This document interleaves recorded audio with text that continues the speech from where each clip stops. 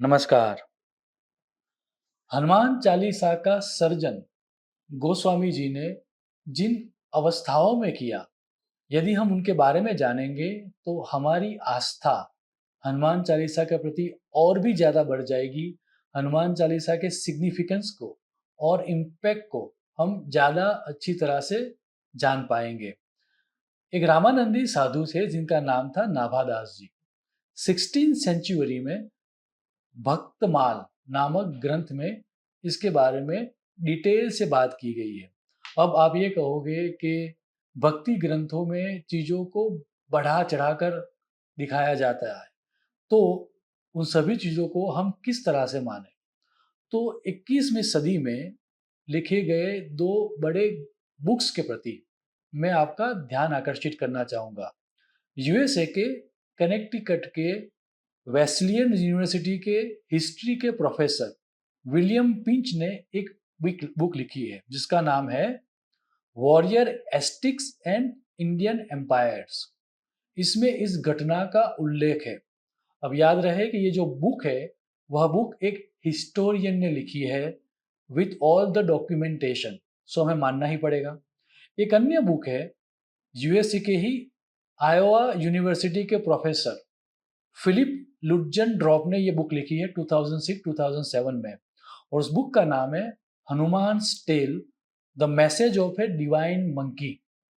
अब इन तीनों ग्रंथों में एवं परंपरागत कई लोगों ने जिस घटना का उल्लेख किया है उसके बारे में हम बात करेंगे, तो हम समझ पाएंगे कि किन अवस्थाओं में हनुमान चालीसा का सर्जन हुआ।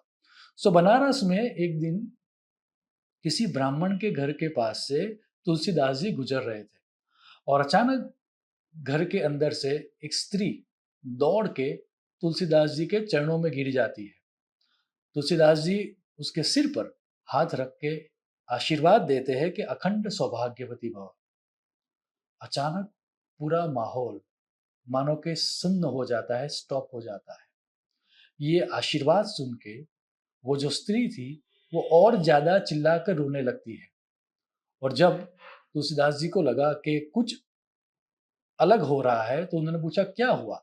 तब वो स्त्री ये कहती है कि महाराज आपके आशीर्वाद व्यर्थ जाएंगे, क्योंकि अभी-अभी मेरे पति की मृत्यु हुई है। उसका शव भी अभी घर के अंदर ही है और इतनी बड़ी विपत्ति मेरे ऊपर क्यों आ गई, उसके बारे में सोच-सोच कर मैं रो ही रही थी और आप गुज़र रहे थे तो मैं आपके चरणों में गिर गई।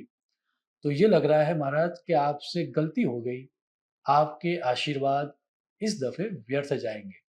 तुलसीदास जी एक क्षण के लिए रुकते हैं और फिर कहते हैं कि मेरे शब्द व्यर्थ जा ही नहीं सकते। राम जी कोई उपाय निकालेंगे। चलो तुम्हारे पति के पास ले जाओ। तो पति का जो शव था उसके आस-पास सभी लोग वहाँ पर जो उपस्थित थे वो सब इकट्ठे हो जाते हैं इंक्लूडिंग तुलसीदास जी, और राम नाम का मंत्र जाप करने लगते हैं। अब हिस्ट्री गवाह है, कुछ समय के बाद वो जो मृत पति था वो सजीवन हो जाता है। इस घटना के कारण तुलसीदास जी की जो पॉपुलैरिटी थी वो पूरे भारतवर्ष में फैल जाती है। अब उस समय का जो एम्परर था वो था अकबर। अकबर के राज दरबार में एक वित्त मंत्री थे जिनका नाम था टोडरमल। टोडरमल और भक्त कवि रहीम, ये दोनों बादशाह अकबर को तुलसीदास जी की इस घटना के बारे में, इस चमत्कार के बारे में बात करते हैं। अकबर को बड़ा आश्चर्य होता है और वो तुलसीदास जी को अपने दरबार में बुलाते हैं। अब किसी भी भक्त को या किसी भी संत को बुलाने का एक तरीका होता है।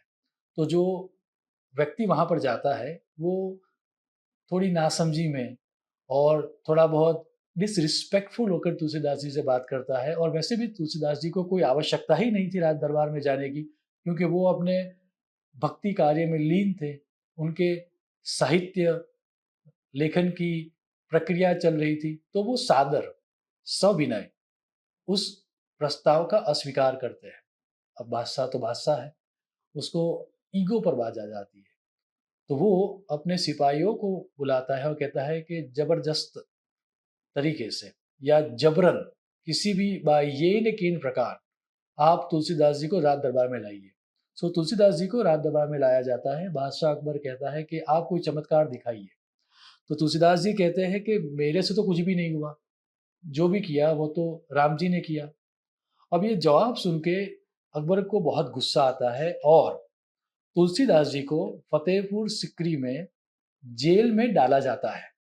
सो जब तुलसीदास जी को जेल में डाला जाता है तब वो कहते हैं जैसे प्रभु की इच्छा, और जेल में रहकर उस विपत्ति को अपॉर्चुनिटी में कन्वर्ट करने का प्रयास करने के लिए वह 40 डेज तक जेल में रहते हैं।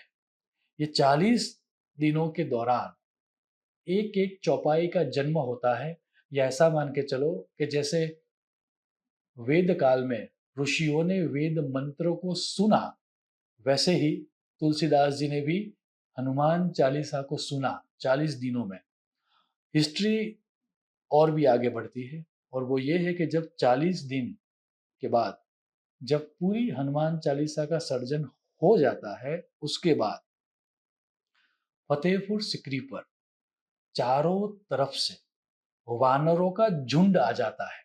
एक तरह से वानर फतेहपुर सिकरी के ऊपर अटैक करते हैं। हालत यहां तक खराब हो जाती है कि सभी लोगों को अपने घर में बंद हो जाना पड़ता है। बादशाह अकबर को भी अपने राजमहल में एक तरह से बंदी होना पड़ा। तो एक हाफिज था, वृद्ध हाफिज। उस वृद्ध हाफिज ने यह कहा कि राजा, कहीं कोई चूक हो गई, ये कोइंसिडेंस नहीं हो सकता। क्या आपसे किसी संत का अपमान हो चुका है? और बहुत सोचने के बाद अचानक अकबर को याद आता है कि हाँ, 40 दिन पहले तुलसीदास जी को जेल में डाला हुआ है। तो वो दौड़ के वहां पर जाता है, तुलसीदास जी के चरणों में गिर जाता है, और जब तुलसीदास जी ईश्वर भक्ति में लीन होते हुए भी जब आकाश की तरफ देखते हैं और राम कहते हैं, हिस्ट्री कहती है कि सभी वानर अपने अपने स्थल में वापस चले जाते हैं। इस परिस्थितियों में हनुमान चालीसा का सर्जन हुआ है। हिस्ट्री ये कहती है कि जब तुलसीदास जी को पूछा जाता है अकबर के द्वारा कि अब मैं क्या करूं, तो क्योंकि उसको रिमाइंडर रहे कि किसी संत का इस तरह से अपमान नहीं करना चाहिए, तुलसीदास जी ये कहते हैं कि तू फतेहपुर सिकरी को छोड़ के वापस दिल्ली चला जा।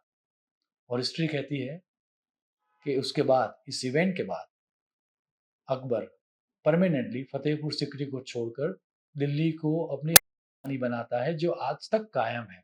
आज भी भारत की जो राजधानी है वो दिल्ली ही है। सो ये इस तरह के चैलेंजिंग और असाधारण समय में हनुमान चालीसा का जन्म हुआ।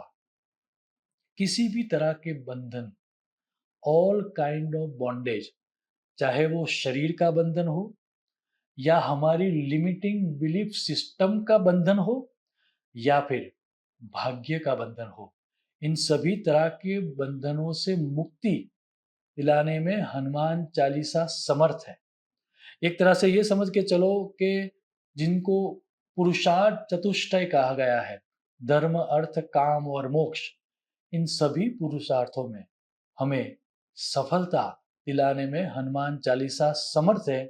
और इसीलिए तुलसीदास जी प्रथम चौपाई में ही, प्रथम दोहे में ही ये बात लिखते हैं कि चारों पुरुषार्थों में सफलता देने का काम हनुमान चालीसा करती है। और लिखा गया है, बरनऊ रघुवर बिमल जशु जो दायक फल चार। ये फल चार का अर्थ है चारों तरह के पुरुषार्थ। एक अन्य कथा भी समझने जैसी है। हिस्टोरियंस का यह कहना है कि गोस्वामी तुलसीदास जी एक एस्टैब्लिश और पॉपुलर एस्ट्रोलॉजर थे, ज्योतिषी थे। सो सबका भला हो और सबको एक अपॉर्चुनिटी मिले कि वो अपने लक को इम्प्रूव कर सके। सो सबको अपने लक एनहांसमेंट का मौका मिले, उस इंटेंशन से हनुमान चालीसा का जन्म हुआ है। अब उनका आशय क्या था वो तो ईश्वर जाने, लेकिन हमारे कोई भी पुरुषार्थ क्यों ना हो, उन सभी पुरुषार्थों में सफलता देने में हनुमान चालीसा समर्थ है। और आज के इस युग में जब बहुत सारे लोगों को हनुमान चालीसा कंठस्थ होती है, तब बहुत सारे लोग मुझे ये प्रश्न भी पूछते हैं कि इसके पीछे का रहस्य क्या है? वो आप समझाइए।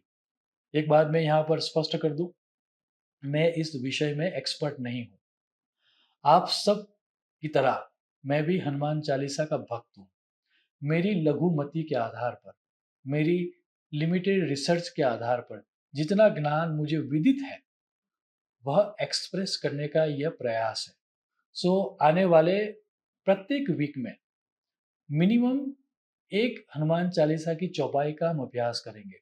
यदि मौका मिला, समय मिला, तो एक से ज़्यादा चौपाई का भी अभ्यास करेंगे।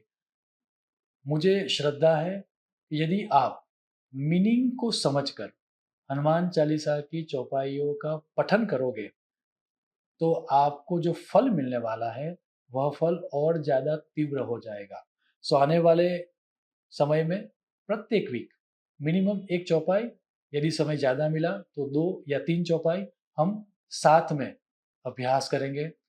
हनुमान जी और उनके इष्ट देव राम, हम सबको उस तरह का मौका दें ताकि हम ये अध्ययन साथ में कर पाएँ पूरे 40 वीक तक। यदि आपके कोई सजेशन हो, यदि आपकी कोई क्वेरी हो, तो ये जो सीरीज़ हम स्टार्ट कर रहे हैं, उसे किसी भी वीडियो के कमेंट बॉक्स में आप लिख देना। मेरी लिमिटेड रिसर्च और मेरी लघुमति के आधार पर उस प्रश्नों का उत्तर देने का मैं प्रयास करूँगा। शुभम भवतु। प्रणाम।